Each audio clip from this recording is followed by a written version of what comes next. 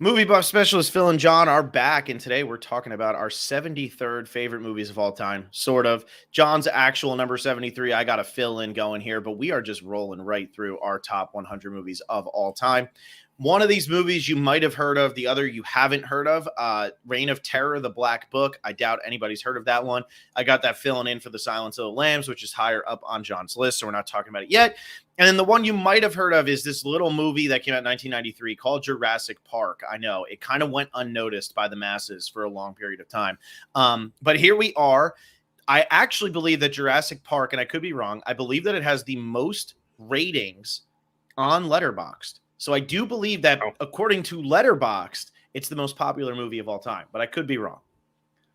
Or at least it's the most popular movie among people who happen to use Letterboxd, but it's understandable. It was a pretty prolific film when it came out and still manages to be so. But let's talk about this little unknown film first. Yeah, obviously. Jurassic Park, we got to make you all wait. And since nobody's here yet, we're coming early. There was no warning. There was no build up. Weird week, probably our last weird week. And then we can kind of get into a rhythm again.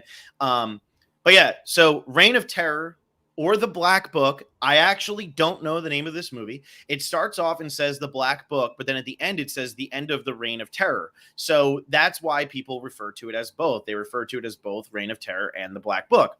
Whichever one you want to call it, either one works. It is what it is.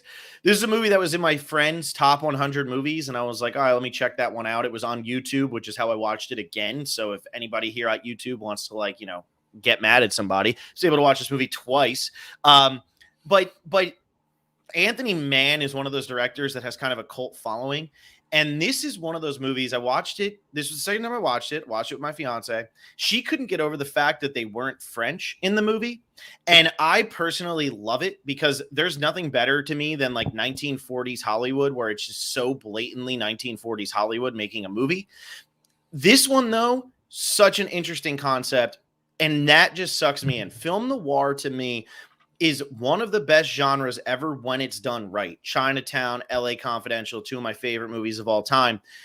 But when it's not done right, or when they just try to make it exactly what it was, every 40s film noir was the same thing, beyond the classics. There's so many that start to feel so similar because they're kind of going for that same thing. And this is a genre that it's really hard to back away from because it's got to have the femme fatale.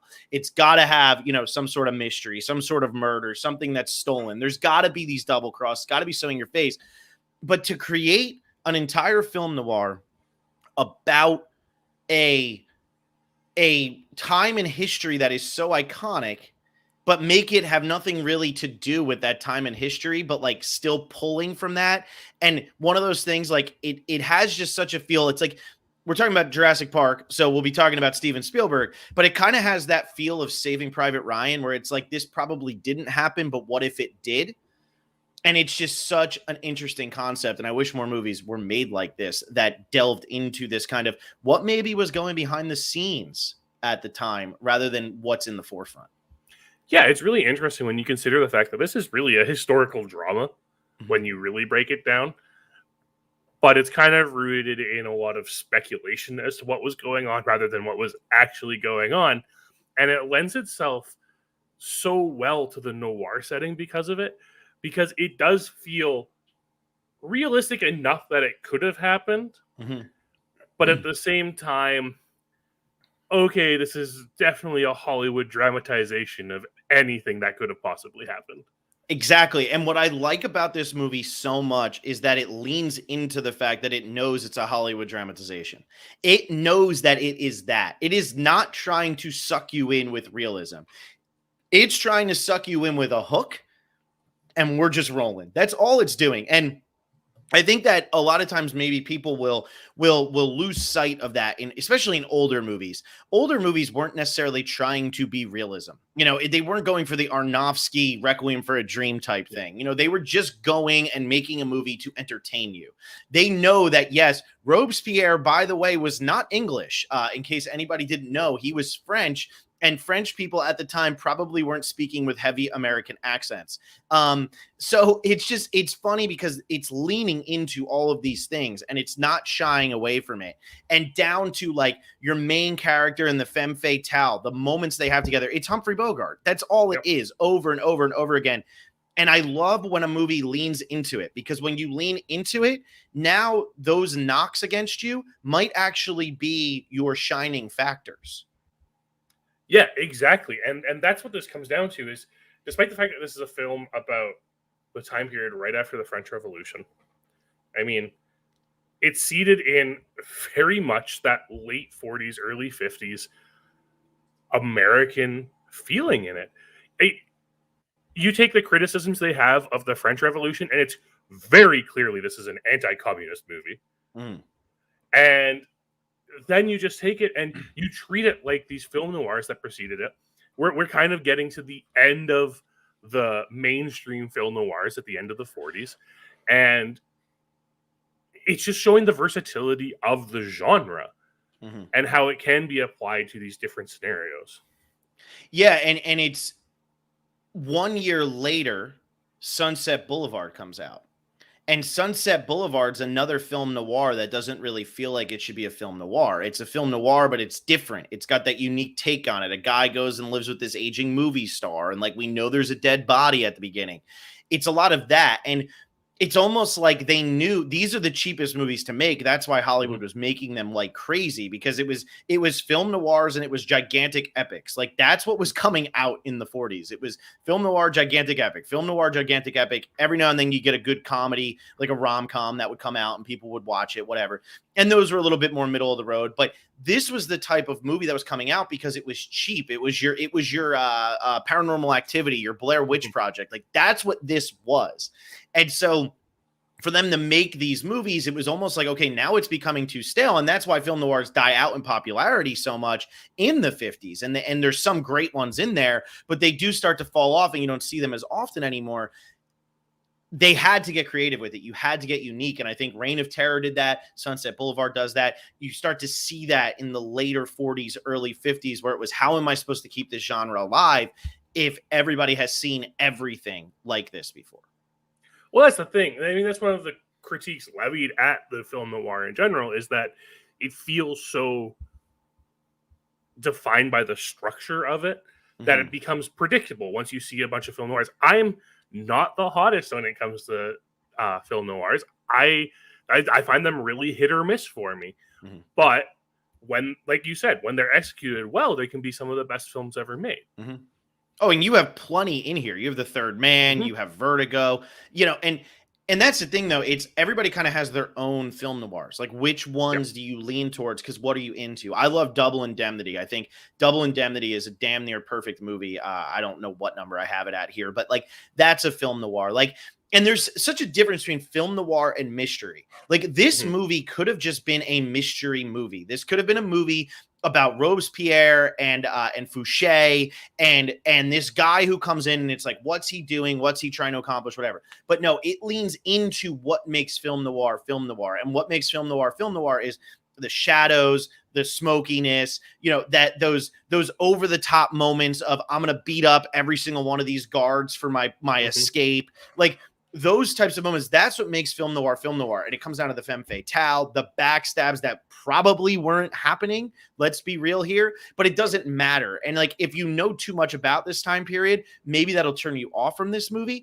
But I knew something about this. Like I'd heard of Robespierre. I've heard of the Reign of Terror. I knew that, like, I love the end with Napoleon. And I'm just like, yes. And Napoleon is also an Englishman. But like, if you can get over that, get over the aged factors of it, this movie has some like incredible moments. It's got such an interesting story. And I wish we saw something more like this. Like movies like this, like I always think of, oh man, I can't think of what it's called, but there was that movie Downfall about Hitler, but it's really about Hitler while everything else is going on around him. Yeah.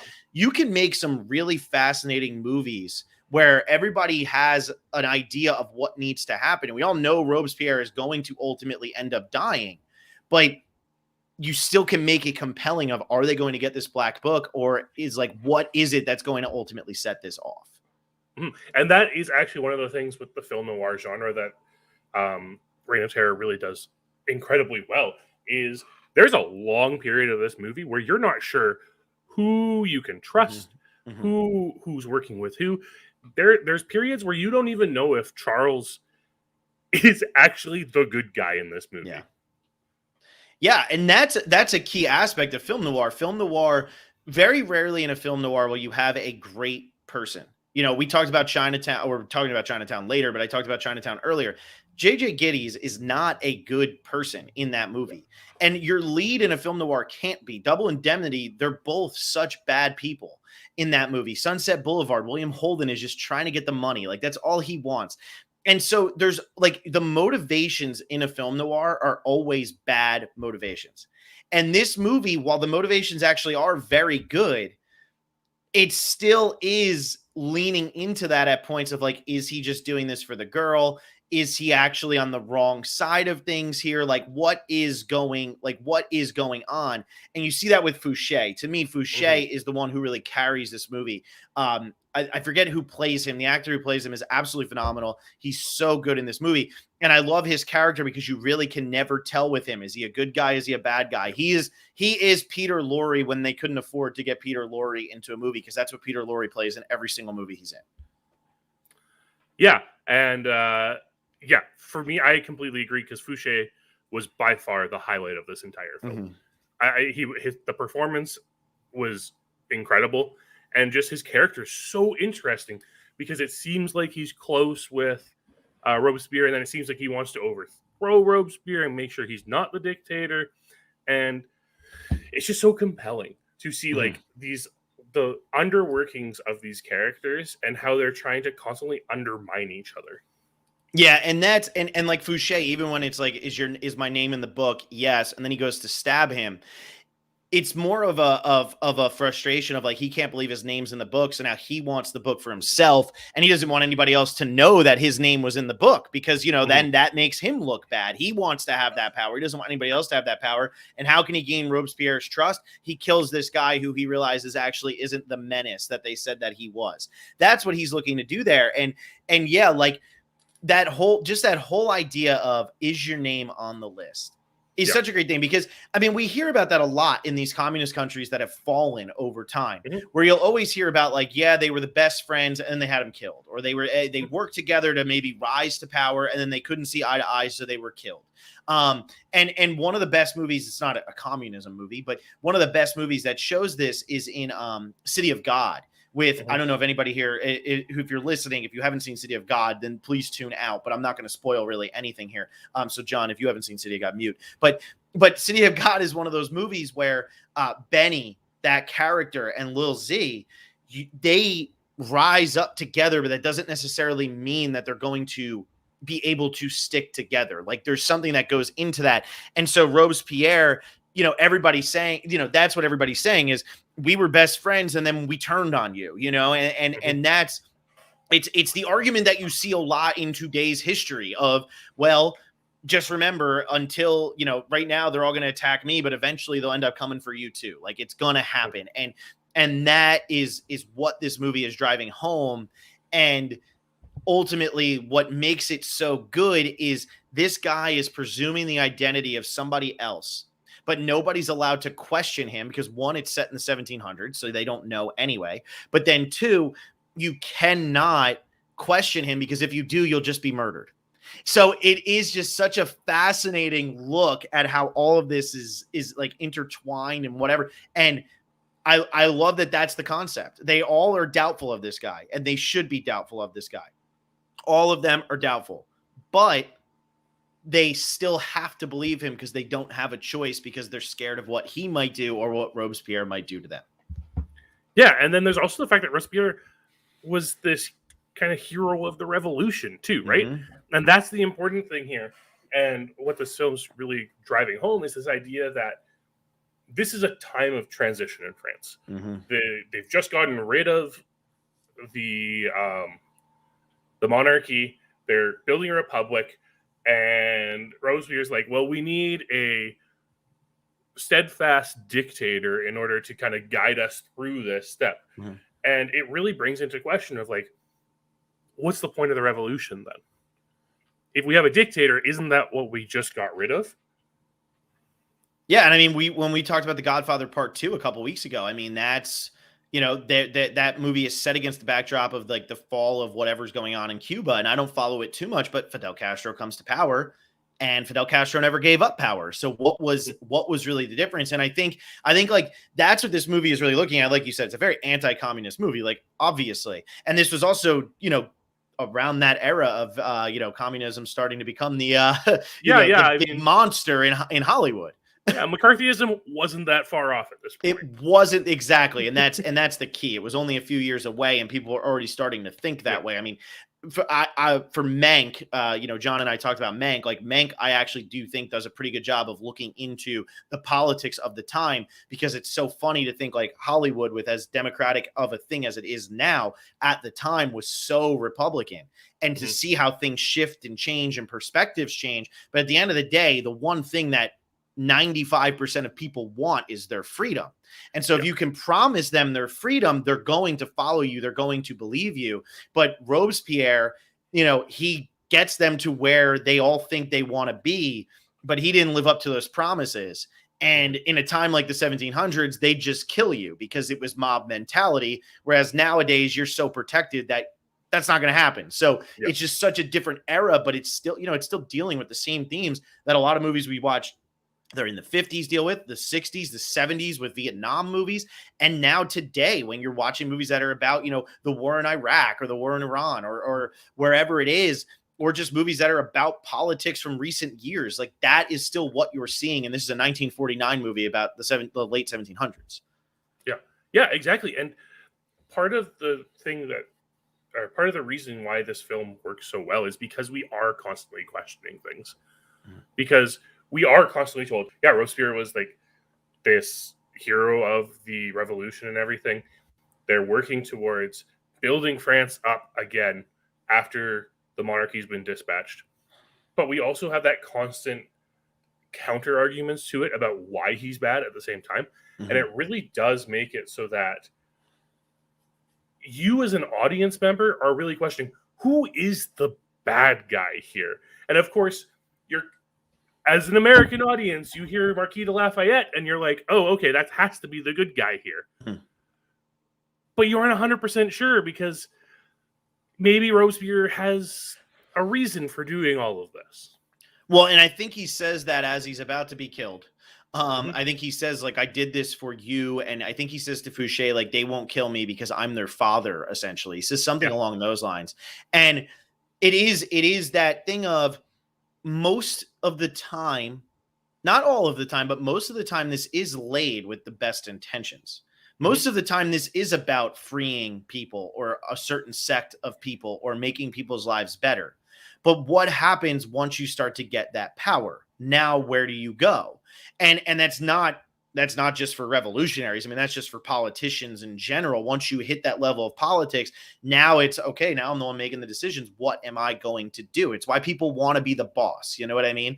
And so in this movie, you don't really know, because we're seeing it from the other side. Had this movie taken place, had the first half of this movie taken place with Robespierre's rise to power, rather than all of these bouncing heads in flames, then maybe we have a different view of how this is going down. And then it becomes more of a tragic movie about the rise and fall of a dictator, rather than being a movie about just, a mystery of this black book. Yeah, it's so weird, because one of the greatest scenes in this movie is when they finally get into Robespierre's room, and it's just wall-to-wall black books everywhere.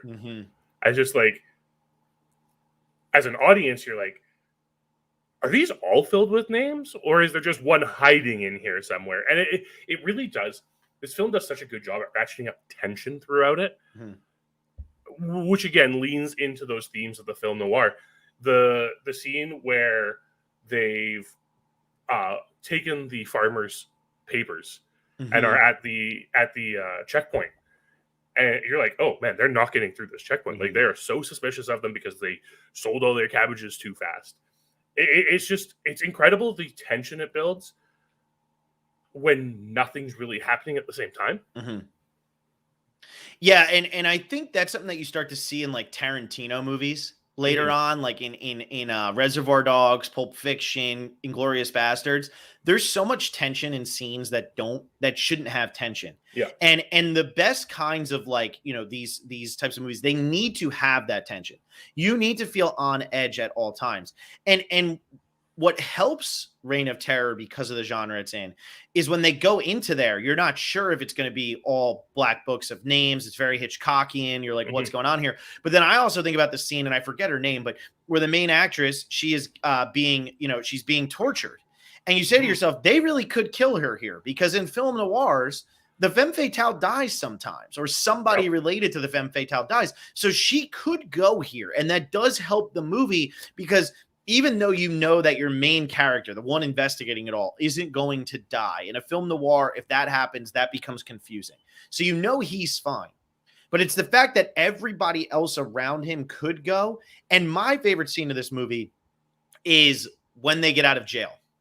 Because when he's down there and they get word that he's in there and they come and break him out just as the real guy's wife is showing up, it's just one of those winking at the audience. I hope you're having fun. You know what's happening. And now in 2021, 70 years after this movie came out, we can sit there and say, oh, we've seen that before.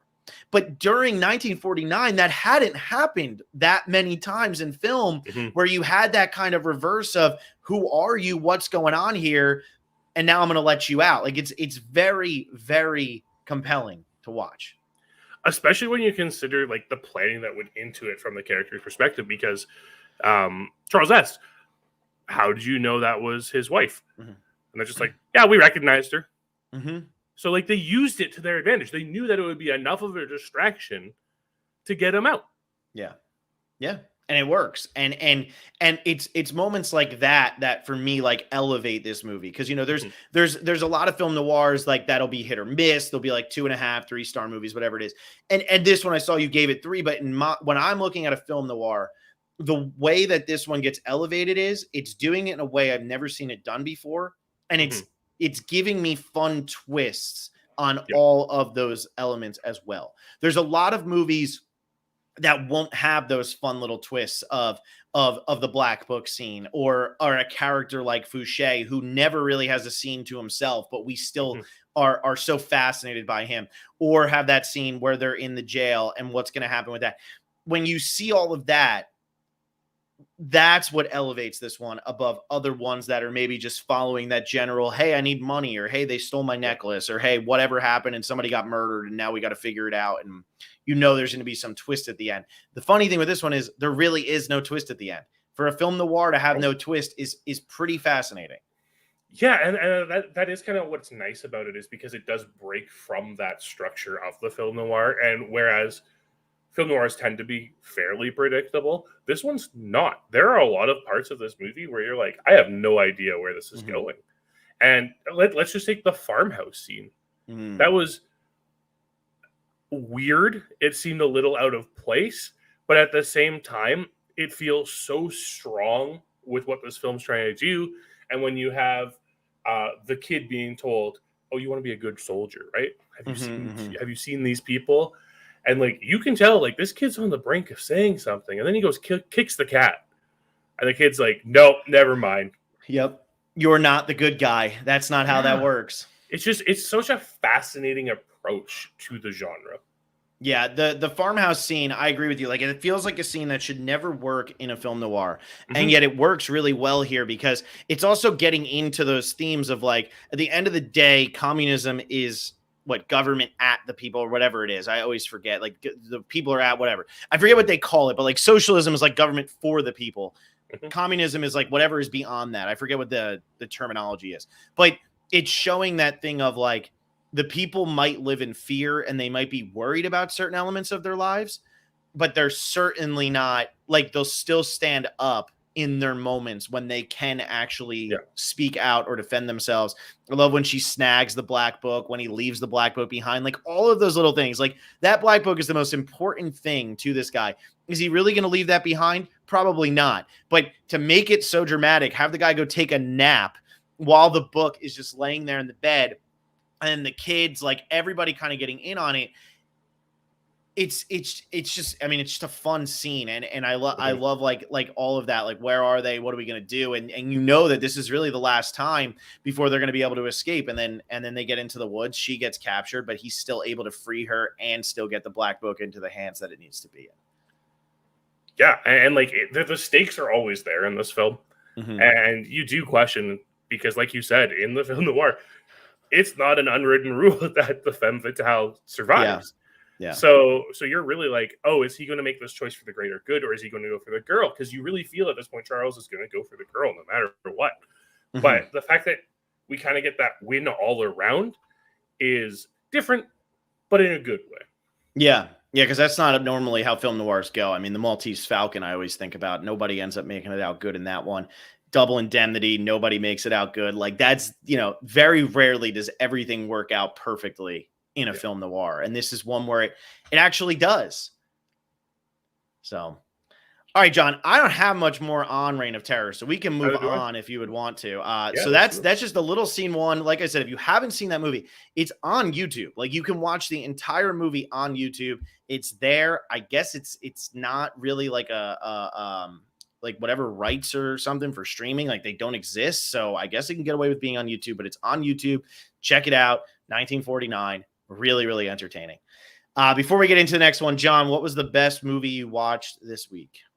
Well, speaking of Peter Lorre, I just watched M this morning, and oh my god, that movie's incredible. Dude, that movie destroyed me. And if I had seen that more recently, that probably would have been in my top 100. I need to see that one again. But the Mountain Man song, or whatever it is, in the Hall of the Mountain King. In the Hall of the Mountain King? Yeah, that song. I don't think a movie's ever used a song more disturbingly than this movie. Yeah, it's so well done, and it's such a different take on a crime movie. And the fact that it spends the entire first hour just focusing on kind of everyone's reactions to this murderer being out there, and then goes into the pursuit of the murder. It's a fascinating film. Absolutely worth a watch. Especially since it came out in 1931. Yes. It is 90 years old. That's crazy. And I think Fritz Lang was so ahead of his time. And, sometimes because a lot of his movies were silent, he doesn't really get sometimes the love that he deserves. But this movie is 90 years old. That's a must watch for anybody. One of the best climaxes, too. The climax is absolutely incredible. And the use of sound in that film, phenomenal. I have rarely seen a film use silence so well. It's almost like it was able to use the silence so well because of when it came out, because it was coming at a time when silent movies were still happening. We were still seeing, Charlie Chaplin was still holding out a little bit and still making silent. I mean, City Lights came out the same year as M. City Lights is one of the greatest movies ever made too. And but one is a silent movie, the other isn't. But because you could kind of play with that a little bit and you didn't have to become, full on talkie. Yeah. M is, if you haven't seen M is probably a movie we should have given more time on this podcast, but I haven't seen it in a very long time, and John had never seen it. So it wasn't going to end up in either of our top hundreds, but John gave it 4.5. So it could be soon. Oh, yeah. It's going to end up in my next top 100. Yeah, for sure. I got to watch that too. My favorite one. So I was in Colorado all weekend, so I really didn't really watch much, and it's a movie that I've seen about 1 million times, but I watched The Naked Gun from Files of Police Squad. That is a masterpiece. I don't care what anybody says. And that's not just like a masterpiece of comedy. That is a masterpiece. Like that is up there with all of them. It's so funny. It's so over the top. Leslie Nielsen was so ahead of his time with that dry sense of humor that like nobody had really seen until he did it in Airplane. And then he just kept going with it and going with it and going with it. And like, I guess people had seen it with Peter Sellers when he was doing the Pink Panther, but Leslie Nielsen, just the stone face. That movie has some of the funniest moments. The one-liners, all of those like ridiculous slapsticky moments. I love it. I love it. Every time I watch it, I laugh so hard. I love that O.J. Simpson plays Nordberg. That also makes me laugh really, really hard because, The Fall from Grace wasn't long after he was Nordberg, but just watching him get the crap kicked out of him for an entire movie, it's pure nonsense in the best way imaginable, and it's so entertaining. Yeah, I saw you watch it this week, and I was like, I should really rewatch The Naked Gun. I bought Airplane 1 and 2 and the Naked Gun trilogy for like $20, and I got all 5 of them on Blu-ray. So it was a purchase well worthwhile. Pat Sox once said the Suicide Squad was easily a favorite thing he watched this week, probably his favorite movie of the year. Have you seen the Suicide Squad yet, John? No, I'm going tomorrow. You're going tomorrow. Okay. I'm going to try to that one I might actually give the time of day because it is seeming like it's getting better reviews. And while I'm not a superhero movie guy, I might be willing to give this one a chance, much the way I gave Deadpool a chance because it's a little bit different. But I'm probably going to see the Jungle Cruise first. So everybody can get pissed at me for that. Yeah, I mean, I like James Gunn. I have one of his movies in my top 100, so I'm very much willing to give this one a shot.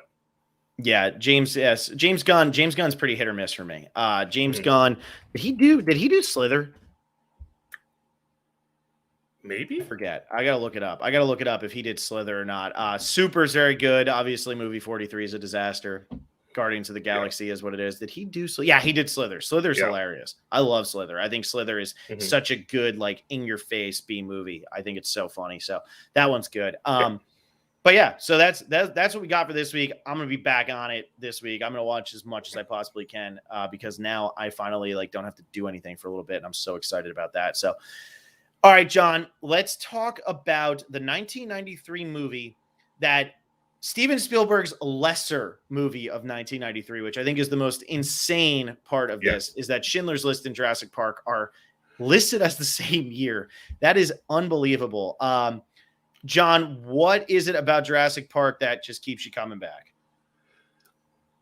Maybe it has to do with childhood memories of Jurassic Park. Maybe it's just like this childhood wonder of dinosaurs, but it's such a fascinating film. And it is a gorgeous film.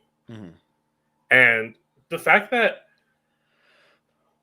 yes, we have these main human protagonists in this movie, but they're not the protagonist. They're like not the central character of this film.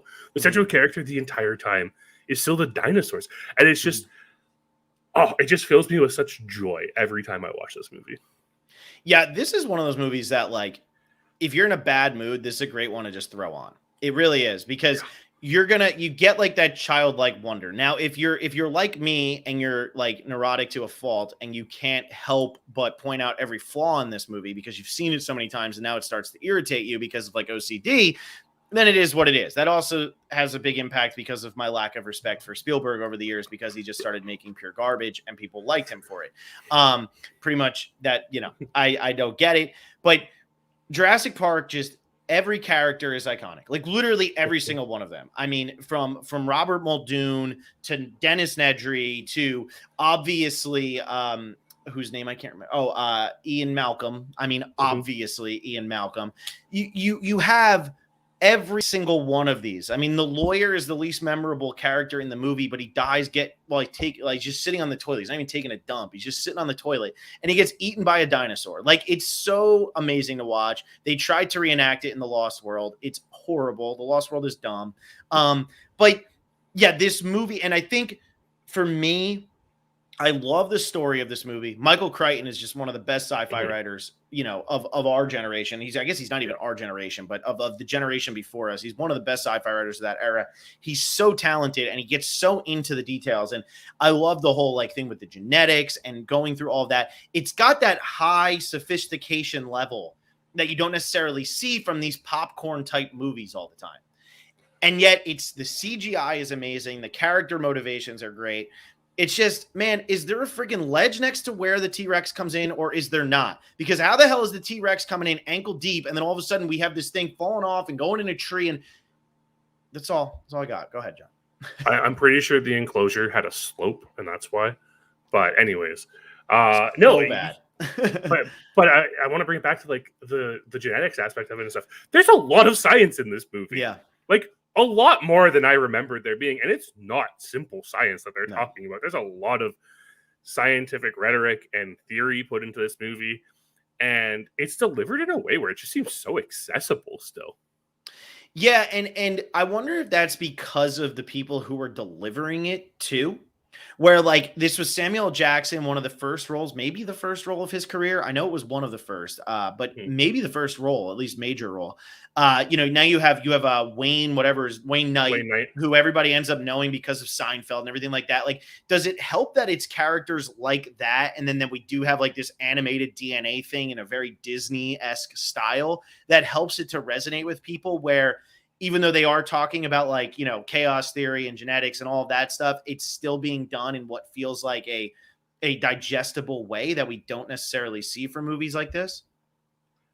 Maybe it's the line delivery. I mean, the cast for this movie is phenomenal. Yeah, it's such a good cast. There's not a single dud in this cast, and there was a lot of thought that went into the delivery of this, of all this scientific rhetoric, because, like you said, Wayne Knight put some in there, and it's like, yeah, this makes total sense. Samuel Jackson says his stuff, and it all makes sense. And it really comes to Ian Malcolm, the rock star scientist, says the most scientific talk out of anyone in this entire movie. The amount of different theories he's discussing with everyone is crazy. And it's like, oh, that's why he's here. It's just the characters in this film are developed in a way to make each of their presence completely understandable. Yeah, and I think that also is what helps. And I think like to start it off with the lawyer coming in and he's going to the mine because he's there on behalf of the investors. Like there's no duplicates here. Obviously, Laura Dern and Sam Neill, they're a little bit of duplicates because they are kind of like, they're both just paleontologists going, but they needed that love story going on. And so you have that. You have Richard Attenborough, who is, the tycoon here. And then you have the rock star scientist. You have, all the people who work at the park because they are smart. Like, even though they might not look smart, they are. Everybody is so drawn out. And when you have an ensemble like this, but you're still able to make it make sense, like, why are there kids in this movie? Well, there's kids in this movie because they want to know if the theme park is going to work to kids. So he's going to use his grandkids because why not? I mean, that's what happens. And so like, there's nothing wasted here. Robert Muldoon, like the greatest game hunter in the world, and like him and his velociraptors, it's all so good. And it's a shame because then when you see like the Jurassic World movies or something like that, which are plenty entertaining if you turn your brain off, Jurassic Park, you don't turn your brain off. And I think that's why like early Spielberg movies, these big blockbusters that he was putting out, Jaws is a classic because you don't have to turn your brain off. And there's certain movies nowadays that are able to do that. But like one of the reasons why I stopped with the Marvel movies was because I felt like every time I had to turn my brain off just to be entertained. But there are enough big time movies that will make you think. Jurassic Park is definitely one of them. Yeah, and it's all just rooted. You know how Jurassic Park came to be as a movie? No, I mean, I assume it had to do with the book. It did. But like the inspiration for it came from the fact that they decided they were going to have dinosaurs in the second Indiana Jones movie. Interesting. And then they're like, no, that's not a good idea. Let's make Jurassic Park instead. Yeah. Oh, that's cool. See, I didn't know that. That's an interesting little tidbit there because that would not have worked in Indiana Jones 2. No. But as we've found out from Indiana Jones 4. So I was just going to say, Kingdom of the Crystal Skull will prove everything that you need to know about what doesn't work in an Indiana Jones movie, such as like a 70-year-old Indiana Jones. But that's really interesting. And I think you needed, they probably want to do that because of like the whole King Kong thing. King Kong, it always had the dinosaurs in it too. It's like this prehistoric land. And so when you start getting into those adventure movies, dinosaurs are a very easy place to go because it's something that people don't really know much about, but everybody is kind of interested in because as kids, that's what you hear about, blah, blah, blah. And I mean, one of the most popular kid shows of all time is about a big purple dinosaur who sings songs to you. So you have that. But yeah, you needed to flesh it all out though. You need to flesh out something like this because a movie that is high concept, and we talked about that with Reign of Terror, but Jurassic Park is a very high concept movie, which like goes missed on people when they're watching it for pure entertainment, but it's a high concept movie. When you're a high concept movie, you need to flesh out what it is that you're trying to state. This movie is very much about, and Ian Malcolm says it, but man playing God. And where is the ethical boundary to playing God? Most movies that have followed in Jurassic Park's footsteps will try to do the same thing, but they do it with a hammer to your head, because it's just how hard can we hit you to let you know this? And they don't get into the real aspects of what make it right and what make it wrong, like this movie does. And this movie is such a good ethical dilemma from really beginning to end. Yes, and very much from the beginning, because the first scene in the entire movie is the raptor feeding. Mm-hmm. And it's just setting up right there. Dinosaurs Mm-hmm. are dangerous and powerful. And it's built up every time we talk about the raptors in this movie. They were jumping at the fence while we were feeding them. Mm-hmm. Isn't the fence electrified? Yeah, they were trying to find a weakness. It just goes to show their intelligence and their power of the dinosaurs. And you also brought up a really good point when you mentioned Michael Crichton's one of the best science fiction writers of his generation. And that is where I think people have kind of lost the magic of Jurassic Park. They forgot this is a science fiction movie. Because we're so used to science fiction movies being like space movies and things like that. Mm-hmm. But this is a science fiction movie. And I've said it several times on the podcast already. The most important thing with a science fiction movie is there needs to be a point behind it. And you need to be investigating man. You have to be showing something about man and our current society and critiquing it and investigating it. Yeah. And that's what this movie does so well. Because in the end, yes, there are dinosaurs killing people. Every single bad thing that happens in this movie is because of man. Yeah. And I think that's, that's the point, is it's like all they're looking at is the money and what can we get out of it. And really Ian Malcolm, the rock star scientist who you would think would be all in on board on this, is the one who's really pushing back against it early on, because he's saying how ridiculous it is. This isn't something you should be doing. But the lawyer's seeing dollar signs, Richard Attenborough's seeing dollar signs. And for Laura Dern and Sam Neill, it's not even so much about that. It's just the fact that they're a part of something that they always wanted to be a part of, but they still realize like the problems with what they're doing. Mm-hmm. And yeah, like when the lawyer gets eaten by the T-Rex, it's because man got arrogant. And how many times do we see that throughout history though? That is normally like when problems start to happen, is it evolves. And then eventually it hits a breaking point where something goes wrong, and so, they didn't build a nuclear bomb. Instead, they remade the genetics of an extinct species that was extinct when man wasn't doing so hot. Prehistoric man wasn't killing it, mainly because dinosaurs were killing them. That's not mainly, but you know what I'm saying. No, because dinosaurs were long dead by the time prehistoric man existed. Thank you, John. I know, but so what I'm saying is, man and dinosaur weren't meant to live together. Mm-hmm. They weren't meant to live together. And so when you now start to bring that together, what are we doing? You know what I mean? Like, what are we doing? And that's what this movie's investigating. And yes, John, you better believe I am imagining the man with the club standing in front of the T-Rex. What was that from? What was that from? Is that just from the Flintstones? Am I just thinking of the Flintstones? Maybe. I don't know. Maybe. But anyway. But yeah, and you have a very good point. Like, where's the line? Yeah. What can we do? This is the exact same question we had with Ex Machina last week. Where is the line in what we can create? If we're creating entire species or recreating entire species in this point, and their hubris just gets to them in this movie. They're like, no, we made them all female. Mm-hmm. That's fine. We don't have to worry about them reproducing in the wild. And we have it foreshadowed beautifully in the helicopter scene.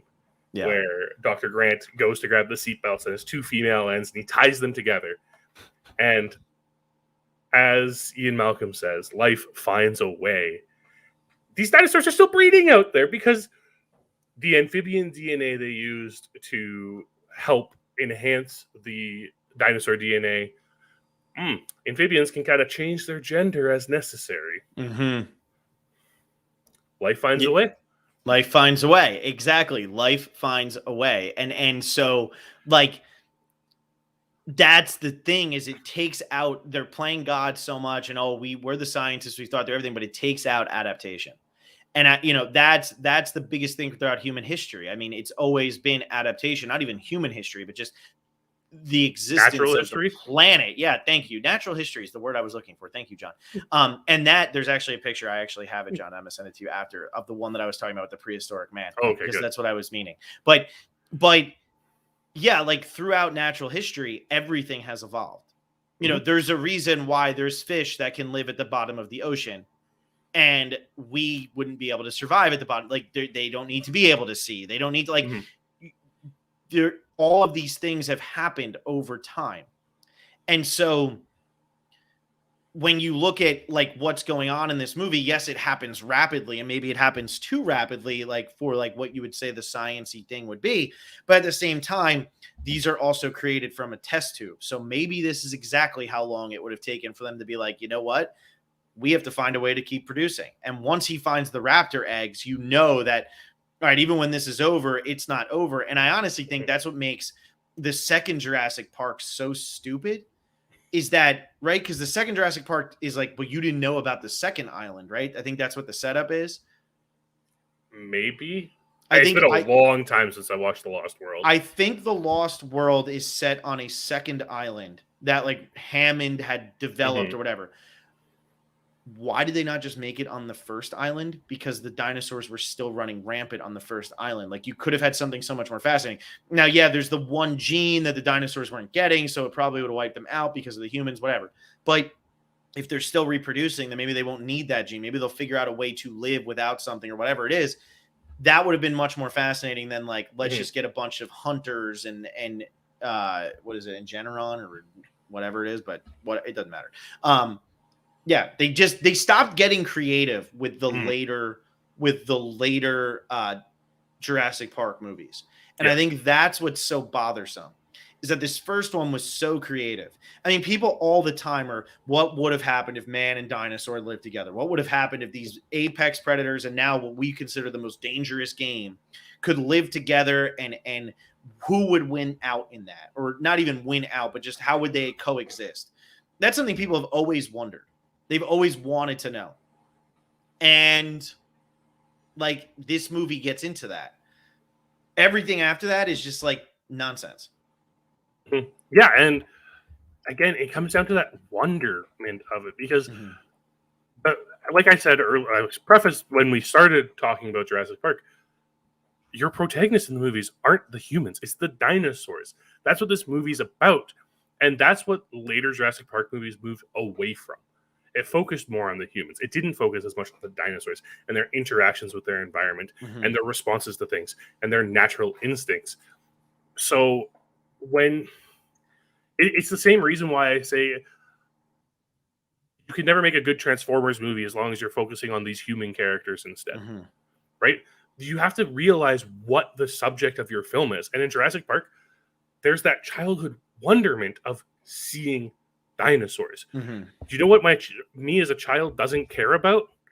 Whether Alan Grant wants to have kids or not.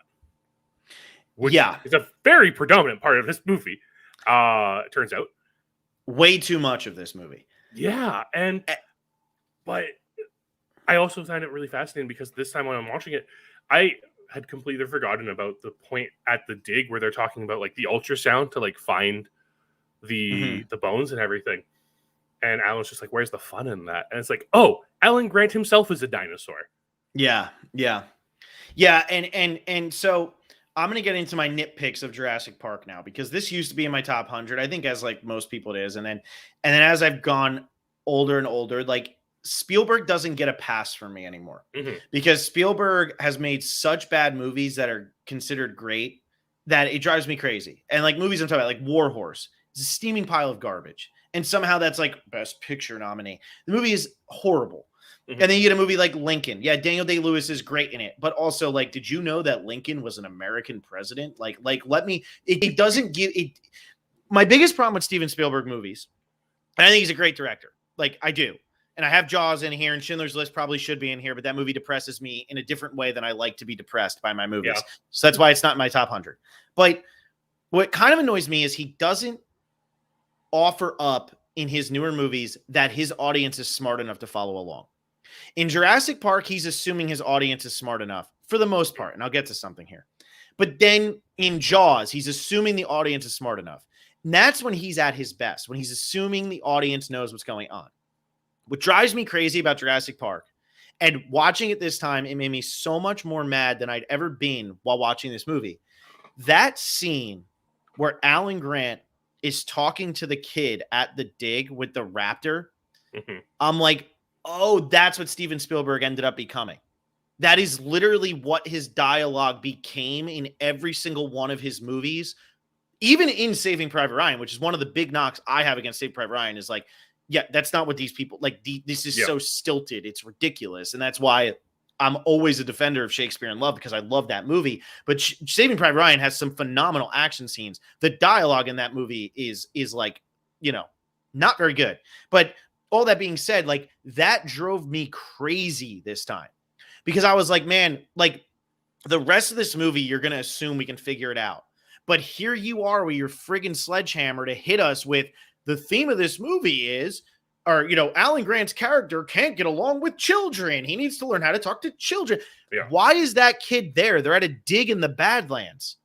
Why is that child there? Nobody's claiming that child as their own. Nobody's like, oh, that's my kid. He's so stupid. I wish he hadn't said that. None of these scientists are saying that. And if he was a scientist kid, he'd probably know more about that and know not to talk to the creepy guy who hates the ultrasounds that are showing the dinosaur bones. So who the hell is this kid and why is he there? Drives me absolutely bonkers, especially since it does end up being like such a theme of this movie for Alan Grant's character. I'm like, oh, I hate to nitpick a movie like Jurassic Park, but that is something that drives me crazy. And the friggin' T-Rex scene, for as amazing as it is and as well choreographed as that whole scene is there a ledge or is there not a ledge? You can't have both. And then when Jeff Goldblum is escaping on the back of his thing with Robert Muldoon and the dinosaur, now all of a sudden they're on the dirt, even though they were just in a circular cage thing with the, where are we? Like, what just happened? It frustrates me to no end because I've seen the movie so many times. Yeah.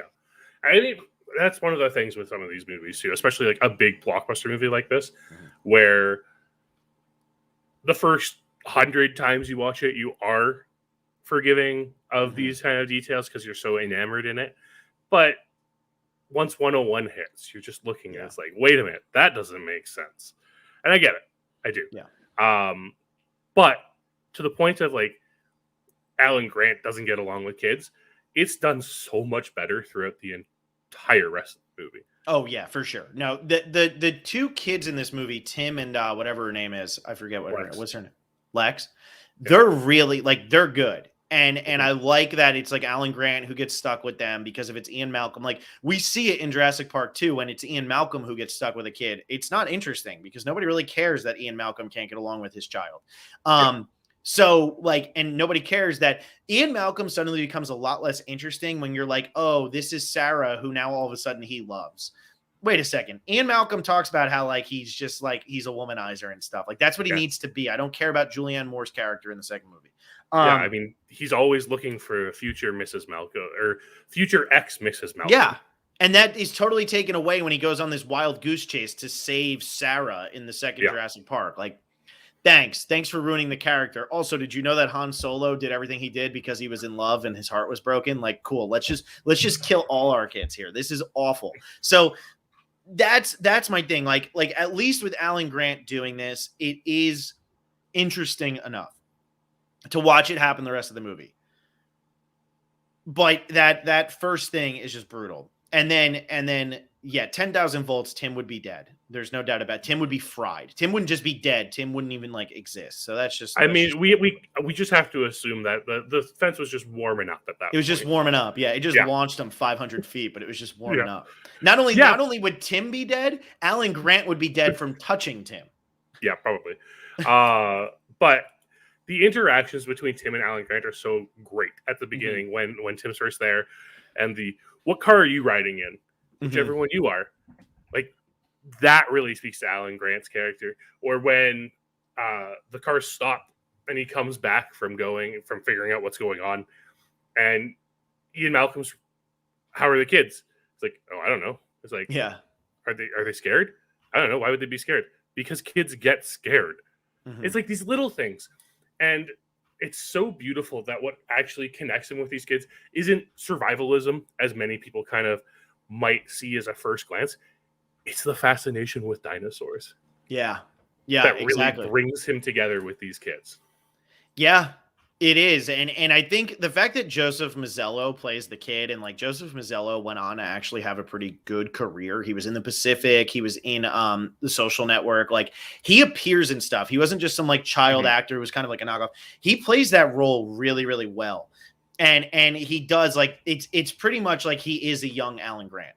He's this nerdy kid who loves dinosaurs and wants to do all this stuff, and then Lex is kind of just thrown in there to like be like the softer side or whatever you want to end up saying with it. But I think it's mainly just because they wanted a little boy and a little girl because that would attract more of an audience. But what do I know? I don't even know if it's attract more of an audience. I think it's to connect more of an audience. Yeah, no, that's true. That's a because I think this film, it's not some high science fiction movie that's meant for adults who get it.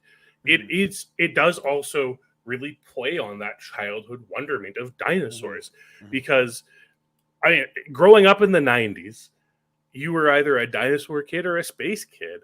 And anytime space came out and it was like, yeah, okay, maybe it's space, then dinosaurs come back and it's like, no, never mind, it's dinosaurs. Yeah. And well, I was just gonna say some of the best scenes in this movie, the best action scenes, the best survival scenes actually do involve the kids. When the dinosaur comes through the roof and is pushing down on them and they're getting stomped into the mud, when they get thrown into the tree, when they're when the raptor scene in the kitchen is so good. I mean, that scene is just amazing. There's so many scenes that actually are focusing on the kids, and very rarely do directors, at least up until that point, put their kids in danger in scenes.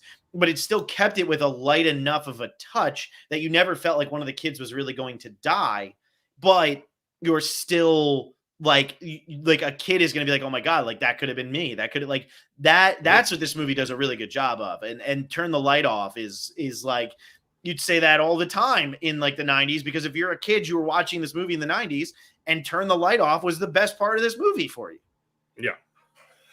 Yeah, it's crazy. And I mean, when we're talking about like the terror, there is one scene in this movie that is the most terrifying thing ever, and it is the scene where the raptor starts turning the door handle. Yeah. It's just like, oh no, please stop. Yeah. No, I love that scene when it's like, now it's evolved to the point of it can open doors and it can do whatever. It's like, didn't need that, but clever girl though.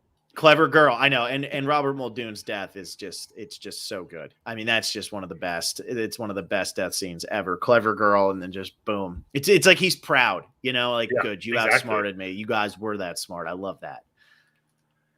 So it's a fascination. It's like, is this a perfect movie? No. There are some issues with it that come with big summer blockbusters, because quite frankly, a lot of times with big summer blockbusters, a director like Steven Spielberg at this point in his career wasn't getting studio interference. So you also don't have, which means you also don't have that studio critique either. Right? And with these big blockbusters, some things can be overlooked because people are going to be like, yeah, okay, we just trust you to do this. Yeah, for sure. And that's probably one of my biggest knocks on Spielberg, as I was saying, like, as he got too big for his britches, you know what I mean? Like it just was, what are we doing at this point? And then it's anything he puts out, are we really just going to give everything critical acclaim just because he existed near it? And that started to drive me crazy. But at this, well, that's true. But at this time, he didn't really need anybody looking over his shoulder either. Like, not for nothing, he really was okay. And he really should have been able to have like pretty much free reign over anything that he wanted. But yeah, no, this is, I mean, it's a classic. It's one of those movies you grow up with. It's a movie that parents like, and it's one of those that parents would be happy that their kid is obsessed with, that wants to watch it over and over and over and over again. And I think, that speaks volumes about just like what this movie was able to accomplish. And yeah, you could be like me and just not be able to get over certain things, or you could just enjoy the damn movie. And it's a movie that should just be enjoyed. Like, it should just be sat down and enjoyed. And most people are so entertained by this movie and everything like that. It's just like, yeah, I still think it's a great movie. it has just dropped in my estimation because I've started to realize like, there's certain things about this that are what they are. But even if we just look at it 30 years, we're almost 30 years from this movie first coming Crazy. out. And it is visually more impressive than movies coming out today. Oh, yeah. The dinosaurs look ridiculously good. The use of animatronics with the CGI was ingenious, and it made it look so real. Even like the Brontosaurus scene, or the Brachiosaurus scene where it's very clearly green screened. It still looks so It still looks good. Yeah. And it's also just accompanied by one of the greatest theatrical scores of all time. Yeah. And it just brings you in so much to it. Yeah. No, it really does. It really, really does. And yeah, John Williams was certainly a help during this time. There's no doubt about that. But yeah, no, it's crazy how well done the CGI and everything is in this movie, and the fact that it still looks as good as it did. Like it still looks better than a lot of stuff. And that's what we talked about with Lord of the Rings. When we talked about Return of the King, like there are certain movies that really are timeless. Most of those movies are dramas. Most of those movies are like not even comedies. It's really mostly dramas, because comedies, it's kind of depending on your era, whatever it is. But if you can make a timeless action movie, you were doing something right, because technology just keeps evolving. And this isn't like The Thing timelessness, where it's like, yeah, it's timeless because it's so hokey with like certain aspects. I mean, The Thing is amazing, but there's certain scenes in that movie. Yeah. Hokey meaning like, okay, if you were to make a movie aspect of it. Yeah. If you were to make a movie that looked like The Thing in 2021, people would go, what the hell is this? Okay. But at the time, when it was that real in camera, like special effects that was real, that was fascinating. That movie, though, that's not what you would expect. And that once the friggin' face hugger happens, and I know that Alien came out before The Thing, but still, like the face hugger is now what you more expect. You don't expect that, like almost like what is it called? Claymation type, like the guy's head floating around. But Jurassic Park, like that's what you expect dinosaurs to look like in movies now. That's pretty fascinating. It depends what you're going for. Like The Thing, that movie's going to have an audience for 150 years, because that's just a movie that was leaning into what it was as the sci-fi movie it was. But Jurassic Park, if the CGI was worse, if the dinosaurs didn't look better, you totally lose your fascination with the movie, because now it's no longer, oh, those are real dinosaurs. And the people's reactions is like, yeah, dude, that's like a friggin' blip. Of course, that's not a dinosaur. Yeah, if the special effects weren't as good as they are, we probably wouldn't be praising it as highly as we are. It's just what it comes down to. It wouldn't be this monumental success in filmmaking that it ended up being. Yeah, for sure. All right, John, what else you got on Jurassic Park? Because otherwise you're just going to get me to nitpick. I don't want to nitpick. Yeah, no, nothing. I'll nitpick the rest of Spielberg's movies. If you haven't seen The Post, don't. Sucks. It's terrible. I hated every second of it. If Tom Hanks would have touched his sleeves one more time, I swear. I had to pretend I liked that because my boss liked it at the time. It was like her favorite movie of the year. So I was like, yeah, it was good. And then my one friend watched it and he was like, that was like the worst movie ever. And I watched it again and I was like, that is like one of the worst movies I've ever seen. But anyway, it was nominated for Best Picture because Steven Spielberg directed it. Anyway. All right, John, next week we are going to our number 72s. And John's going to be talking about 1988's Heart of a Dog. I'm going to be talking about 2013's The World's End. So The World's End and Heart of a Dog. I don't know what Heart of a Dog is about, but I'm assuming that these are two very opposite movies, considering one is like an apocalyptic comedy and the other is a communist era science fiction comedy. There you go. I love how we just talk. John just loves communist movies. I mean, that's just all John watches. I studied. That was my major. Communism? No. I'm a Islamic studies major. So come on, John. Come on. But okay, so there you go. Heart of a Dog and The World's End. World's End, probably one of the lightest, hardest movies that I have on my entire list. So I hope you all enjoy that one and enjoy the reprieve from everything else that I have. Because then after that, we go Inside Llewyn Davis, which is so brutally depressing, even though people probably looked at that one as a comedy too. That is like my Get Out. When people are like, how could Get Out be a comedy? Like, that would terrify me. Inside Llewyn Davis is mine, where it was like, that was a comedy. I'm like, no, it isn't. That movie's not a comedy at all. But anyway, World's End, Heart of a Dog. That's next week. thank you all for listening. I hope you're all enjoying. I hope you all like this talk about one of the most popular movies and a movie that nobody's ever heard of. Next week, that's kind of not what we're doing at all. It's kind of hard. I was going to say that, but The World's End is probably the least seen of that trilogy. So that's it. That's what we got. We'll be back again next Monday. So until then, bye, everyone. Bye.